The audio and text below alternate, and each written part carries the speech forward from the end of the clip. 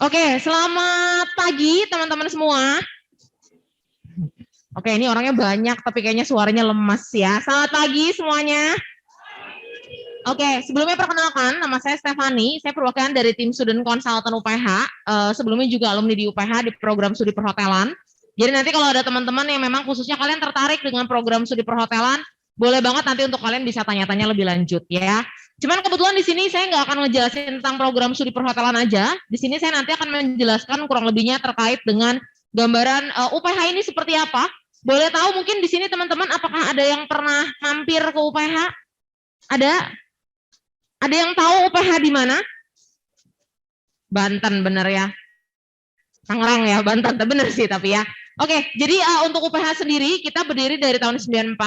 Saat ini kita sudah ada 45 program studi dan memang lokasi kita sendiri sering banget orang bilang UPH tuh UPH Jakarta ya, padahal sebenarnya kita lokasinya bukan di Jakarta.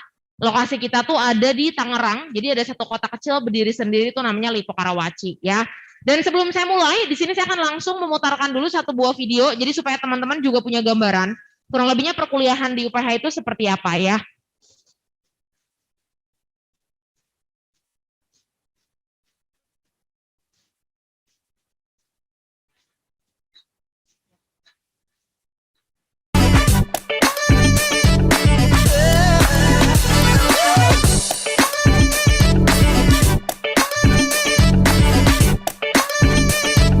Dulu papa lihat dosen HIUPH di TV, kemudian dia tuh rekomenin aku untuk masuk HIUPH karena kualitas dosennya juga oke.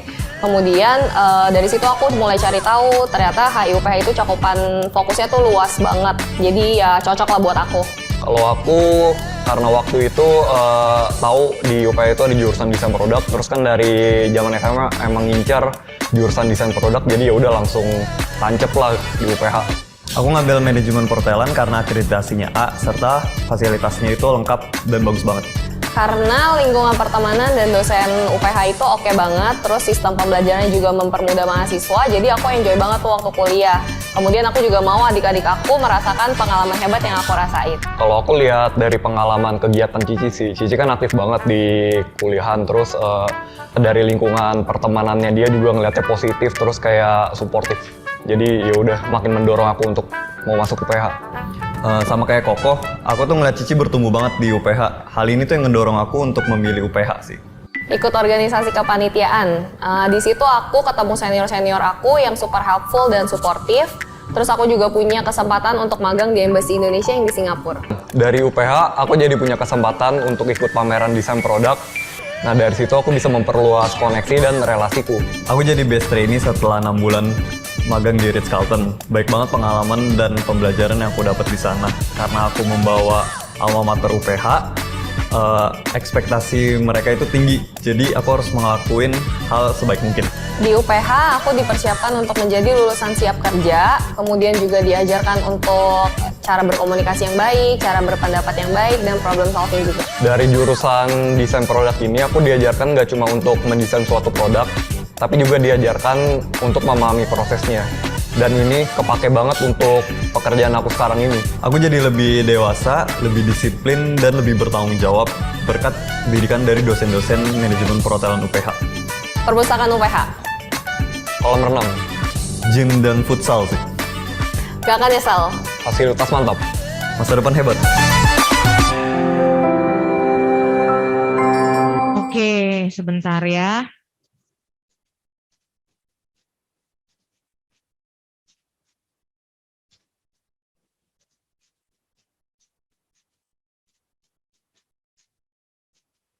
Dan sekarang di sini saya akan langsung mulai untuk ajakin teman-teman maupun di sini ada orang tua ya, Bapak Ibu juga, untuk kita bisa ngelihat secara langsung kurang lebihnya suasana di UPH tuh seperti apa ya. Sebentar ya. Oke. Nah ini untuk kurang lebih suasananya sendiri. Jadi memang tadi yang seperti saya sudah jelaskan bahwa kita memang ada satu lokasi, jadi kita kayak Singapura kecil yang memang berdiri sendiri itu ada di kota Tangerang ya. Dimana di sini memang kalau secara suasana kita sebutnya itu kita fasilitasnya kita Green Eco Campus.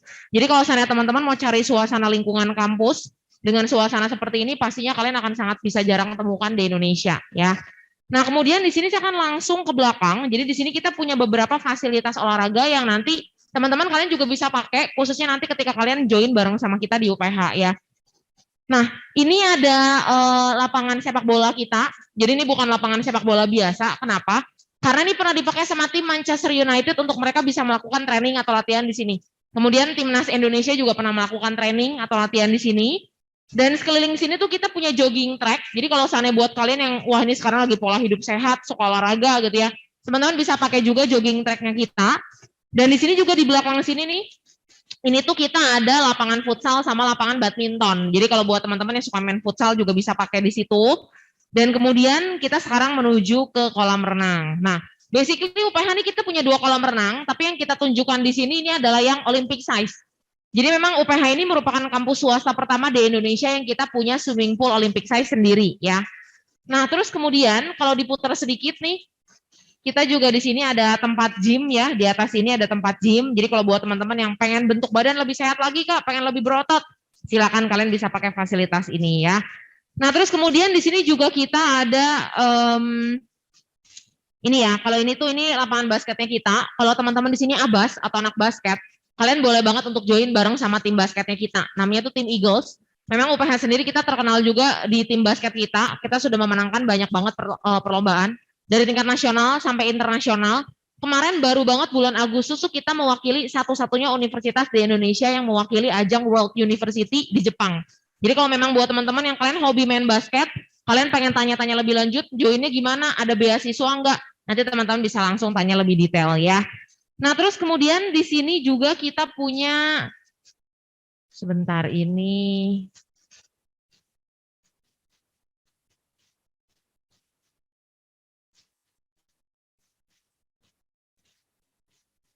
nah ini kita ada fasilitas perhotelannya kita.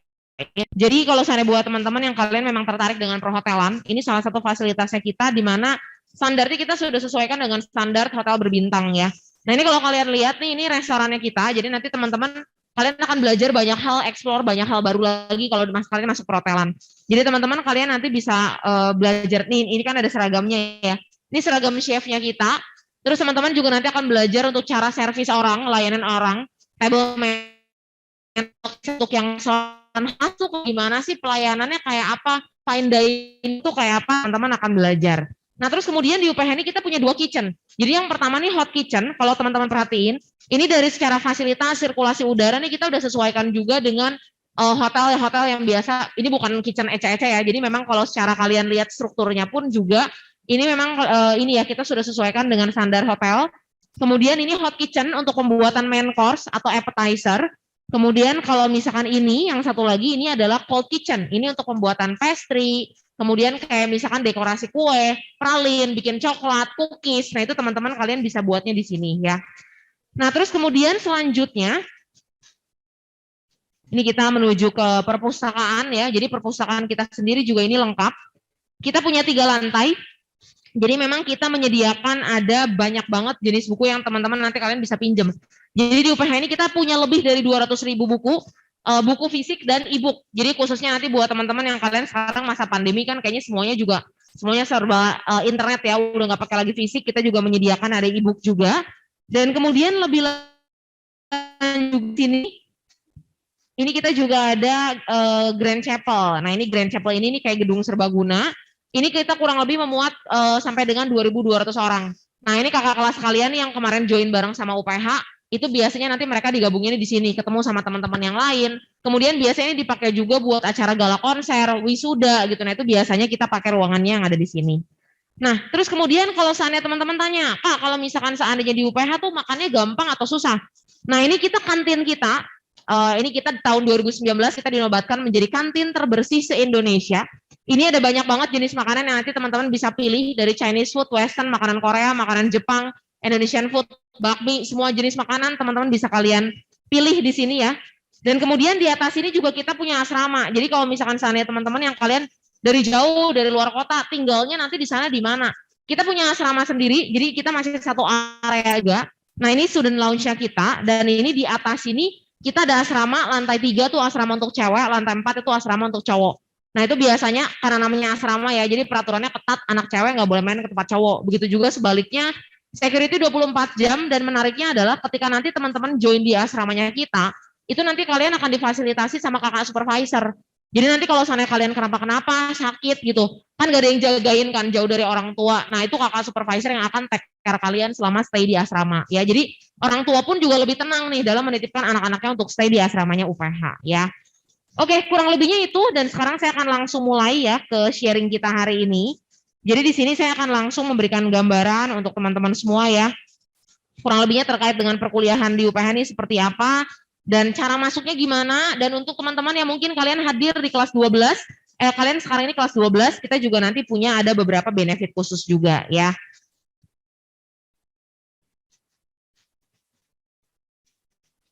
Oke, nah ini adalah tema kita di tahun ini ya, jadi tema kita itu adalah Equipping You to Go Beyond.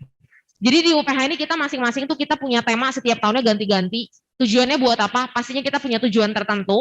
Nah, untuk tahun ini tuh Equipping It to Go Beyond. Jadi tujuan kita adalah kita ingin memperlengkapi teman-teman semua untuk kalian tuh bisa go beyond. Go beyond apaan, Kak? Jadi teman-teman akan diperlengkapi untuk kalian bisa jauh melampaui dari apa yang memang kalian pernah pikirin, dari apa yang memang kalian pernah bayangin, dan dari apa yang kalian pernah rencanain. Nah, perlengkapinya sendiri kita dengan cara apa nih? Jadi di UPH ini kita percaya ya, untuk teman-teman bisa jadi seorang yang sukses di bidang apapun nanti kalian mau jalanin. Kak, saya mau jadi dokter, Kak, saya mau jadi seorang influencer, Kak, saya mau jadi seorang content creator gitu. Nah, di UPH ini kita percaya ketika kalian mau sukses itu, kalian nggak cuma hanya sekedar butuh yang namanya itu akademik aja. Biasanya kenapa di UPH ini kita bukan cuma sekedar mentingin yang namanya akademik, tapi nanti teman-teman akan diperlengkapi lagi, khususnya nanti dari sisi yang namanya life skill. Nah, life skill itu apa aja? Life skill itu banyak banget, jadi nanti teman-teman kalian bisa lihat gitu ya, ada critical thinking, karakter development, attitude kalian, manner kalian, dan salah satunya itu adalah dari sisi yang namanya leadership. Nah, kenapa sih leadership itu penting? Sekarang ini perusahaan-perusahaan itu, mereka nggak cuma sekedar lihat dari IPK kalian. Contoh ya, kalian mungkin punya teman-teman yang kalian secara nilai itu oke, tapi ketika kalian ajak komunikasi, agak nggak nyambung ya ini kalau ngomong sama dia gitu, padahal dia pinter. Atau mungkin gitu ya, kalau dia secara leadership dia oke, secara kepemimpinan dia kurang ya, tapi nilainya bagus. Nah itu biasanya perusahaan mungkin bisa terima kalian. Rajin Kak, saya attitude-nya juga oke. Tapi kalau misalkan ternyata dari leadership-nya nggak ada, perusahaan pasti akan mempertimbangkan apakah kalian akan dipromosikan atau enggak. Biasanya kenapa di UPH ini kita pengennya adalah teman-teman dikembangin lagi, diseimbangin lagi itu dari semua sisi kehidupannya kalian ya. Nah terus kemudian ini ada goal-nya kita atau purpose-nya kita, di mana purpose-nya kita ini adalah kita ingin menghasilkan leader, bukan bos. Pernah dengar bedanya bos sama leader? Tahu ya? Bos itu semua orang bisa jadi bos lah, cuma asal suruh sana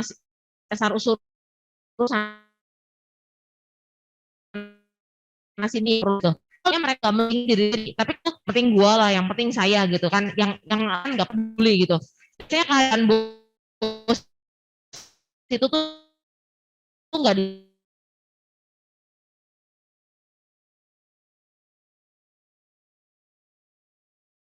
dihati. Kalau kita adalah teman-teman dengan karena alasan, tapi kan jelas tujuannya mau dibawa, itu nanti kalian bisa memberikan dampak yang positif. Jadi karena kita percaya ya teman-teman, sukses itu bukan cuma dilihat dari seberapa tinggi gaji yang kalian dapetin, bukan seberapa tinggi jabatan yang kalian achieve ya atau kalian capai, tapi sukses itu adalah bicara tentang kehadiran kalian itu bisa memberikan dampak atau enggak. Kalian kaya, kalian punya jabatan yang tinggi, tapi kalau misalnya kalian nggak bisa memberikan dampak, sama aja bohong gitu. Makanya kenapa ini yang jadi goalnya kita.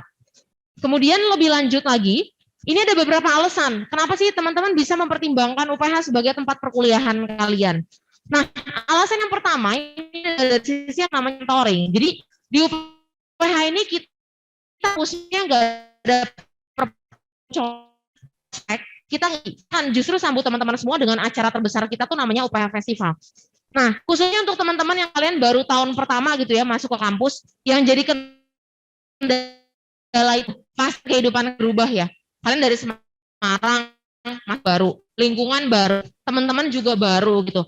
Nah, di UPH ini kita nggak tinggalin kalian sendiri. Jadi kita nggak cemplungin kalian langsung gitu, oh udah lah ya udah kuliah belajar aja mandiri. Nggak yang kayak gitu, tapi nanti kita kan dampingin teman-teman semua yang dengan yang namanya kakak mentor. Jadi nanti tugasnya kakak mentor ini adalah mendampingi kalian kurang lebihnya selama 1 tahun penuh. Jadi nanti kalau kalian butuh teman curhat, butuh teman ngobrol gitu, nah itu kalian bisa cari kakak mentor kalian ya. Kemudian yang kedua nih namanya Spark Lab Incubation. Jadi Spark Lab Incubation ini, kalau di sini apakah ada teman-teman yang tertarik dengan dunia bisnis? Ada yang tertarik bisnis? Ada beberapa ya. Buat teman-teman yang khususnya kalian tertarik bisnis, khususnya kalau kalian pengen bikin usaha sendiri, yang jadi kendala kita sebagai anak muda tuh apa sih? Kalau kita pengen buka bisnis, masalah modal ya. Kita masih muda gitu kan, nggak punya modal yang cukup. Mau minjem uang orang tua, nggak enak ya. Nah, Spark Lab Incubation ini adalah salah satu wadah yang kita fasilitasi, khususnya buat teman-teman semua, buat kalian yang memang tertarik untuk bikin usaha sendiri. Jadi nanti mereka tuh akan bantu untuk carikan para investor yang bersedia untuk memberikan bantuan berupa suntikan dana ke usaha yang nanti kalian mau buat. Jadi nanti masalah modal, budget, sponsor dana gitu ya, kalian nggak perlu pusingin karena nanti ada Spark Lab Incubation. Nah, kemudian juga kita ada study program concentration, jadi di UPH ini kita punya lebih dari 60 peminatan yang teman-teman nanti bisa pilih. Tujuannya buat apa? Tujuannya supaya proses pembelajaran kalian itu bisa lebih terfokus, lebih terstruktur, dan bisa lebih maksimal. Dan kemudian juga kita ada banyak banget kegiatan kemahasiswaan. Jadi tujuannya supaya teman-teman bukan cuma sekedar jadi mahasiswa yang kupu-kupu, kuliah pulang gitu ya. Tapi teman-teman akan diperlengkapi lagi dari sisi skill maupun hobi kalian. Dan yang akhirnya company partnership. Jadi kalau kalian pernah tahu bahwa UPH ini kita masih satu grup sama yang namanya grup LIPO. Jadi grup LIPO itu kita luas ya, kita punya perumahan sendiri, LIPO Karawaci itu. Kemudian kita punya mall sendiri, beberapa mall di Jakarta punyanya LIPO Group juga. Ada LIPO Mall Puri, LIPO Mall Kemang. Terus kalau di beberapa area gitu ya di Indonesia tuh ada yang namanya Max Coffee, sama Starbucks. Kemudian juga kita di sini punya rumah sakit sendiri, Rumah Sakit Siloam.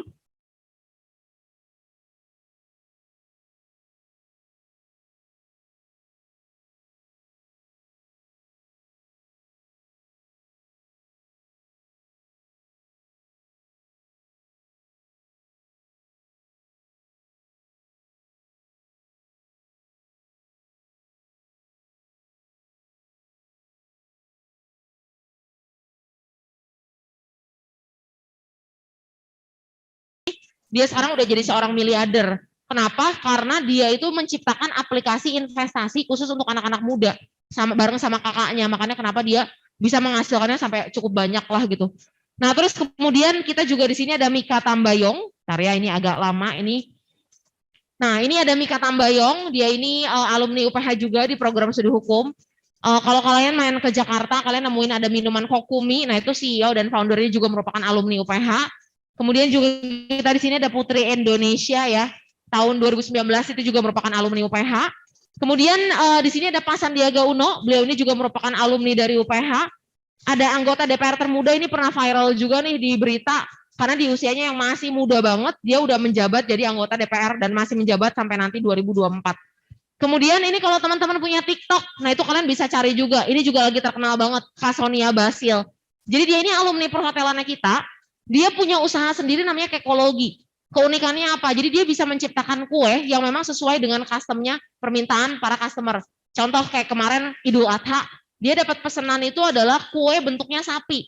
Bener-bener kayak sapi, jadi gede banget dan itu dia bentuk bener-bener mirip sama sapi gitu. Jadi memang dia ini custom, tapi memang unik. Jadi dia beda, jualannya itu sama toko kue pada umumnya ya. Terus kemudian juga kita di sini juga ada CEO dari Trans TV dan CEO dari Trans 7 ya. Jadi memang di UPH ini juga kita bukan cuma sekedar ngomong doang, tapi memang kita sudah menghasilkan banyak banget leader-leader yang memang saat ini mereka sudah berkarya di berbagai bidang di perusahaan-perusahaan besar ya. Nah, terus kemudian lebih lanjut lagi, ini untuk program studinya ya yang nanti kita bisa fasilitasi untuk teman-teman semua ya. Jadi di sini kita ada program studinya adalah yang pertama klasternya bisnis.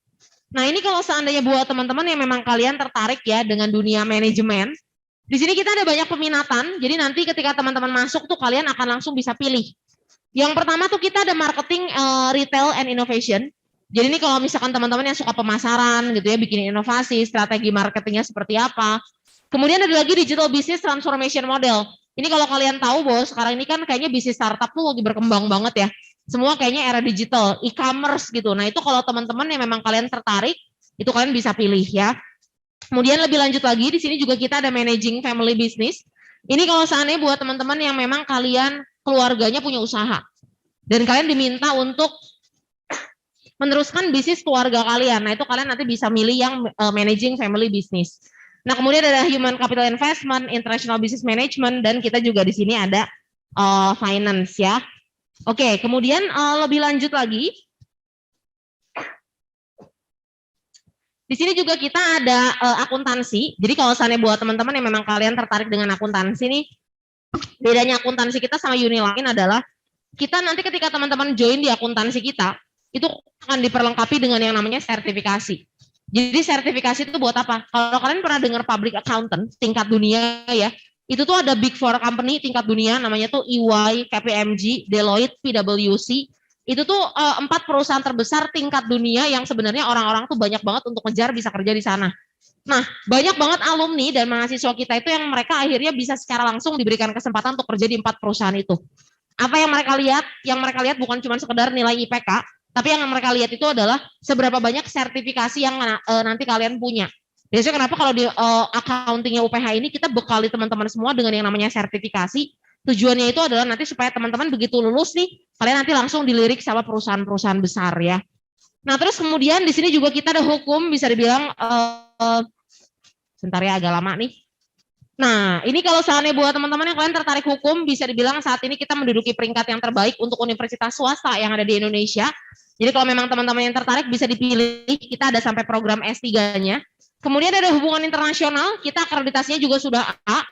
Tapi memang yang jadi pembeda kita dengan uni lain adalah, kalau uni lain itu biasanya tetap akan membekali teman-teman itu untuk kerjanya di pemerintahan. Nah, di UPH ini kita nggak pengen teman-teman cuma kerja di pemerintahan doang, karena kita ngelihatnya kalau kalian kerja di pemerintahan tuh secara jenjang karir tuh terbatas banget. Nah, kita ngelihatnya lebih global lagi, lebih besar lagi, big picture lagi, di mana kita ngelihat bahwa sekarang ini yang kita lagi berkembang itu adalah kita lagi masukin era globalisasi, perdagangan terbuka kan. Nah itu makanya kenapa di sini itu kita masuknya itu peminatannya kita buka international trading atau ekspor impor. Nah terus kemudian kita juga di sini ada actuarial mathematics. Nah ini buat teman-teman ada yang suka matematika di sini langsung ya. Ini buat teman-teman yang kalian suka matematika ya. Kalian mungkin bisa pertimbangkan ini. Ini adalah lapangan pekerjaan yang sekarang ini lagi banyak banget dicari dan dibutuhin, tapi susah banget buat dicari. Kenapa? Karena pada dasarnya anak-anak zaman sekarang itu, waduh kak kalau bisa mah tidak berjodoh lagi dengan dia gitu ya di dunia kuliah gitu kan. Atau enggak kalau bisa mah enggak ketemu lagi lah kak gitu. Nah padahal sebenarnya ini adalah salah satu bidang tuh yang lagi dibutuhin. Ini ngapain? Ini bukan matematika murni ya, tapi ini matematika terapan. Jadi teman-teman nanti akan belajar lebih ke arah keperhitungan masa depan, manajemen resiko di dalam satu perusahaan. Jadi bukan cuma sekedar ngitung gitu ya, belajar doang, hitung-hitungan, bukan yang kayak gitu, tapi teman-teman akan diaplikasikan lagi langsung ke dalam dunia bisnis. Nah di Indonesia ini ada 3 yang memang the best untuk actuarial mathematics, 2 tuh uni negeri, kita tuh masuk peringkat ketiga. Jadi kalau memang teman-teman yang kalian memang tertarik nih, bisa kalian juga dipertimbangkan actuarial mathematics ya.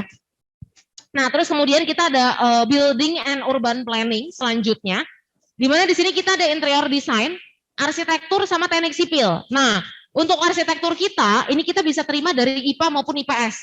Jadi ada beberapa uni kan yang kayaknya kalau arsitektur tuh harus dari IPA kan. Kalau kita IPA IPS bisa, kenapa? Karena memang kita bukan teknik. Jadi nanti begitu teman-teman lulus dari arsitektur kita, itu teman-teman dapatnya adalah gelarnya SR, Sarjana Arsitektur.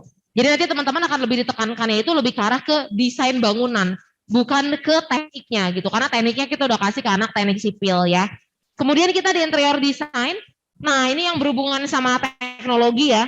Kalau misalkan seandainya kalian tertarik, karena kan sekarang kalau kalian perhatiin tuh kita kayaknya nggak bisa lepas dari yang namanya teknologi. Dan kalau kalian perhatiin, semakin kesini teknologi itu semakin berkembang. Teman-teman bisa pilih di sini kita ada big data, ada electronic in smart industry, ada web and mobile and web programming, ada business data analytics, ada business information system, ada computational data science, game development, software engineering, dan di sini kita punya satu peminatan khusus yang dimana di Indonesia belum ada uni yang punya.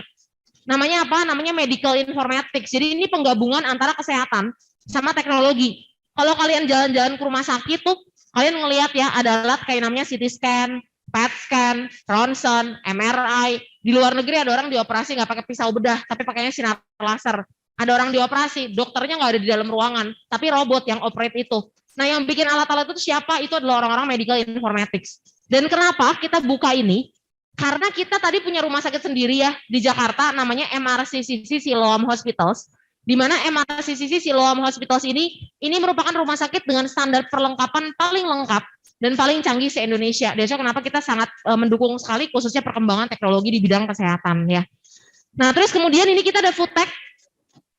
Belum kepindah sebentar ya. Kita di sini ada food tech. Jadi kalau buat teman-teman yang suka kimia, ini lebih ke arah ke perkembangan makanan ya, food flavoring. Dulu mie instan cuma ada ayam bawang. Sekarang ada rasanya empal gentong, Kak. Ada rasanya ayam penyet gitu. Nah, itu yang bikin siapa? Orang pangan. Berhubungan sama gizi makanan, nutrition fact, proteinnya berapa persen, mineralnya berapa persen. Itu juga orang pangan yang ngerjain ya. Kemudian ada bioteknologi. Nah, ini buat teman-teman yang kalian suka biologi. Tapi biasanya ya kalau kedokteran kuliahnya agak lama, Kak. Sama biayanya juga lumayan tinggi. Nah, itu teman-teman kalian bisa pertimbangkan bioteknologi. Jadi bioteknologi ini agak sedikit beda sama dokter. Kalau dokter itu kan obatnya udah ada. Teman-teman tinggal diagnosa, oh oke, kamu sakitnya ini, obatnya ini. Tapi kalau bioteknologi ini, obatnya belum ada, tapi teman-teman akan diminta untuk mencari, meneliti, menemukan obat yang tepat untuk satu penyakit tertentu yang memang belum ada obatnya. Nah, biotek kita ini, kita adalah kampus pertama di Indonesia yang kita punya tempat penelitian sendiri namanya MERIN. Mohtaryadi Institute for Nanoteknologi. Di mana saat ini yang jadi fokusnya kita itu adalah kita sedang meneliti virus yang bisa menyembuhkan penyakit kanker. Kalau kalian bingung kenapa kanker gitu, karena kalau kalian perhatiin penyebab kematian tertinggi di dunia saat ini selain jantung dan COVID-19 ya, itu adalah kanker atau kanker. Dan kalau kalian lihat itu kan sekarang obatnya belum ada ya, ada kemoterapi tapi belum benar-benar maksimal gitu. Makanya kenapa kita melakukan penelitian ke arah situ ya. Jadi kalau teman-teman yang tertarik kesehatan bisa dipertimbangkan. Kemudian juga kita di sini ada teknik industri ya. Ada industrial automation dan ada juga kita di sini industrial management. Dan kemudian lebih lanjut lagi di sini juga kita ada klaster sosial ya. Sebentar, ini belum kegeser nih ya.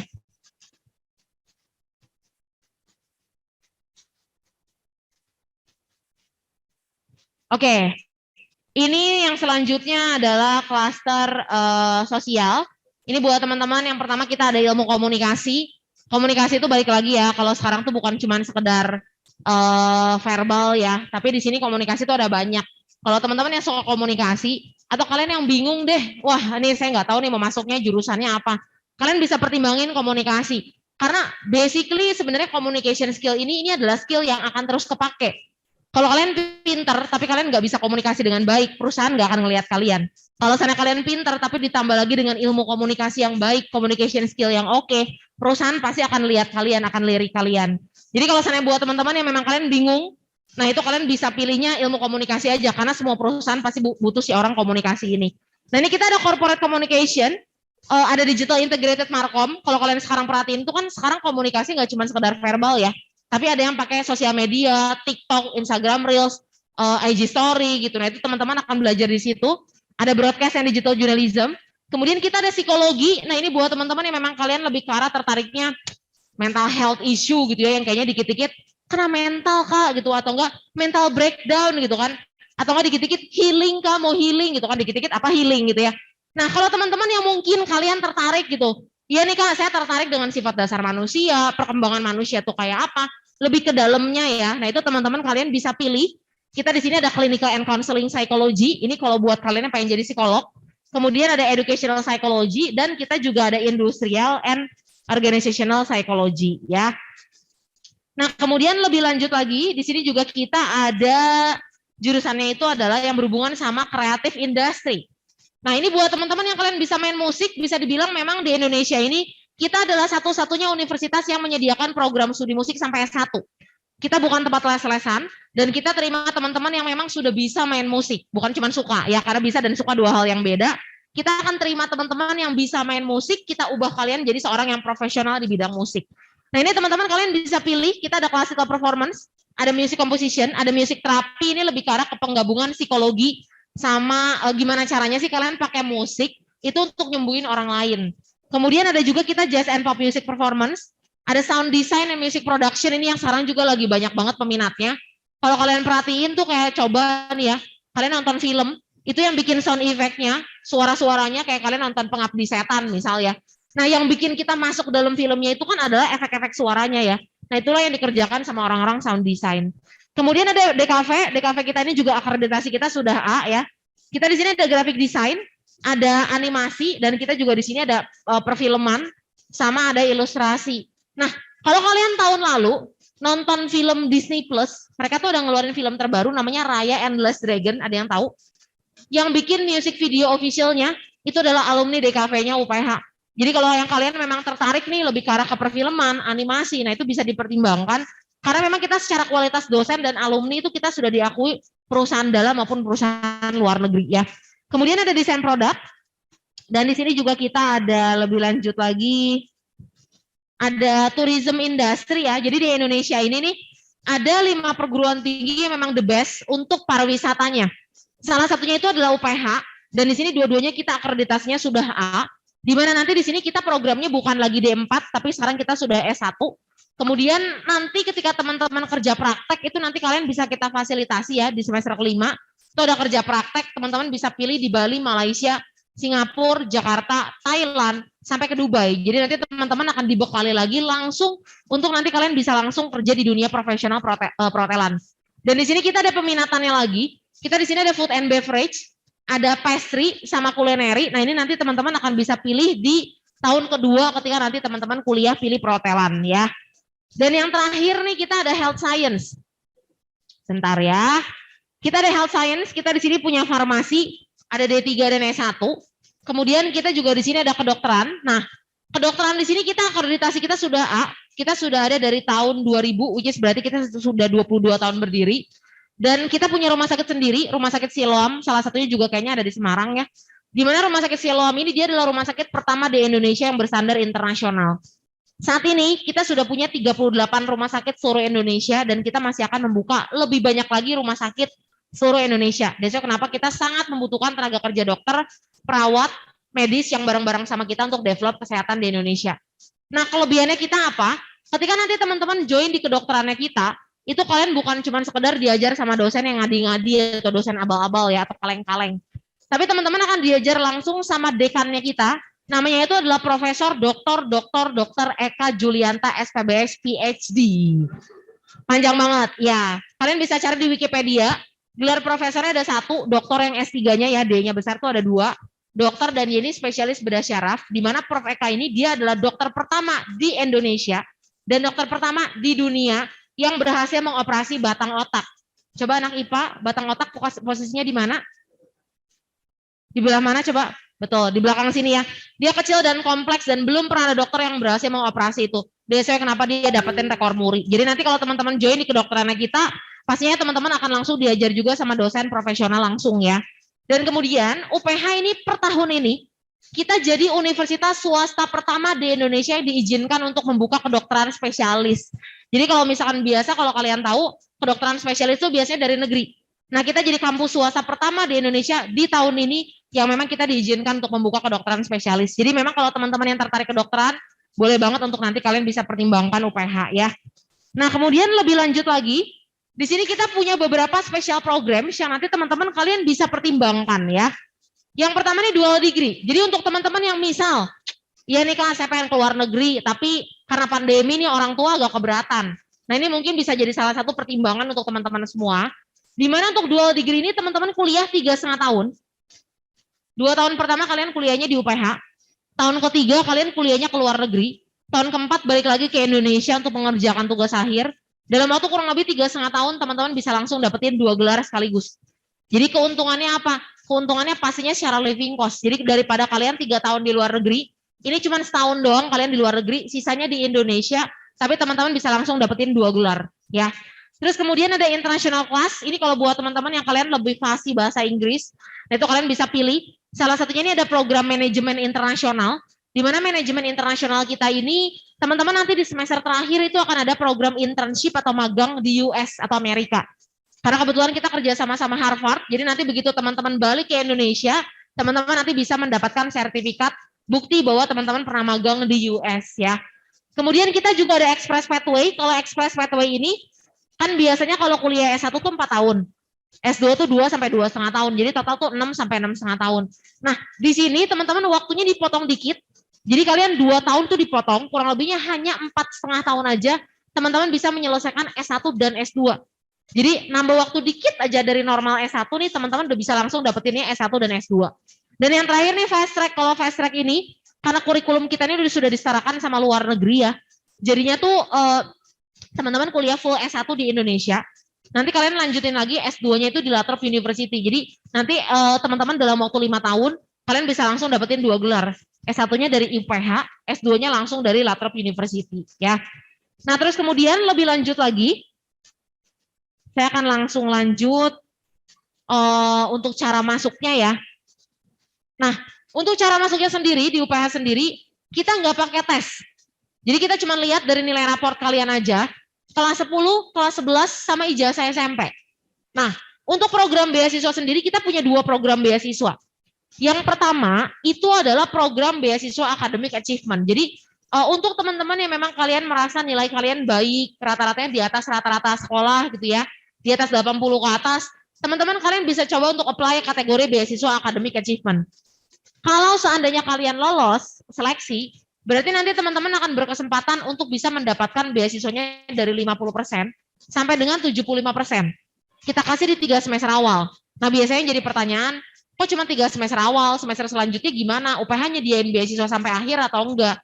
Nah, untuk teman-teman bisa mendapatkan beasiswa sampai selesai, persyaratan itu adalah ada di tangan kalian. Jadi selama nanti 3 semester, kita review nilai kalian.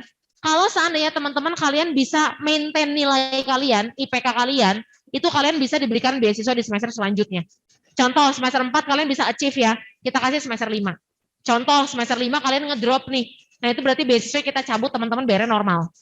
Misal di semester 6 nih teman-teman bertobat dan kembali ke jalan yang benar ya. Misal nilai kalian naik lagi gitu, achieve lagi gitu.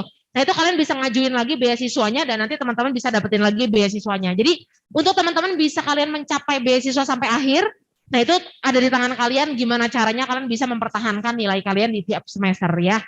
Nah terus kemudian yang kedua nih beasiswa admission fee. Untuk teman-teman yang memang kalian mendaftar, khususnya buat kalian kelas 12, yang memang kalian mendaftarnya itu adalah selama periodenya bulan September ini, teman-teman nanti akan secara otomatis mendapatkan potongan beasiswa uang pangkal 50%. Nah kalau kalian bingung uang pangkal itu apa? Uang pangkal tuh jadi kalau kalian masuk ke dalam satu universitas itu biasanya ada satu komponen yang paling tinggi tuh yang kalian harus bayarin, uang pembangunan lah atau uang gedung orang dulu bilangnya. Nah itu tuh yang biasanya puluhan juta, itu kita potong. Jadi di UPH ini untuk uang pangkal kita sekitar 45 sampai 50 juta, itu kita potong 50%. Tapi ini saya mau kasih tahu untuk teman-teman semua.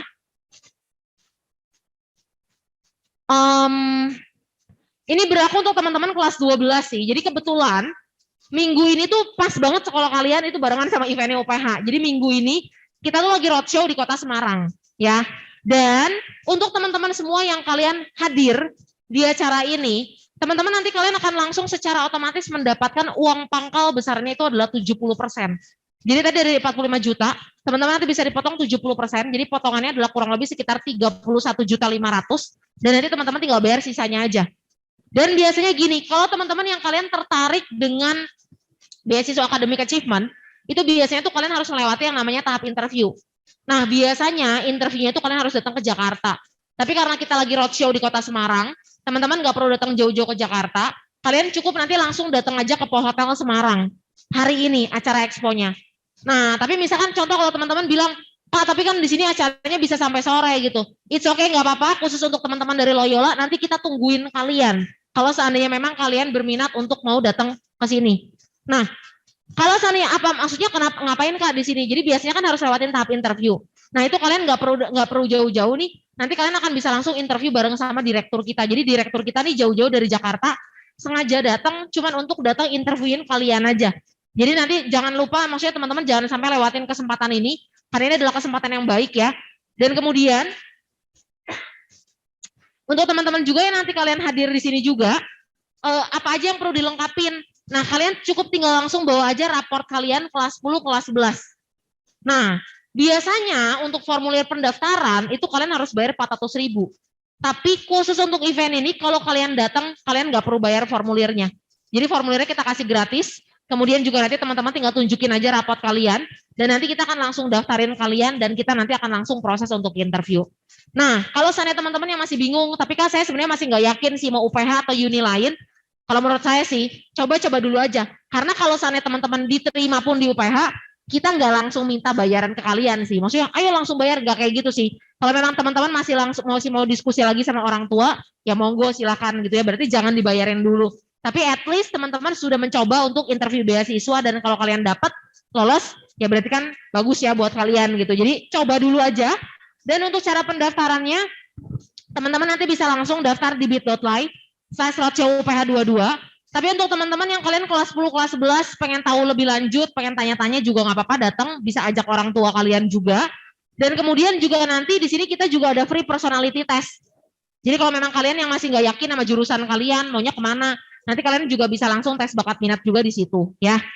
Oke, kemudian ini untuk cara masuknya, kita nggak pakai tes, tapi khusus untuk teman-teman yang kalian tertarik dengan kedokteran, mohon maaf sekali ya, kita pintunya cuma ada satu. Kalau untuk kedokteran, kalian wajib untuk ujian saringan masuk.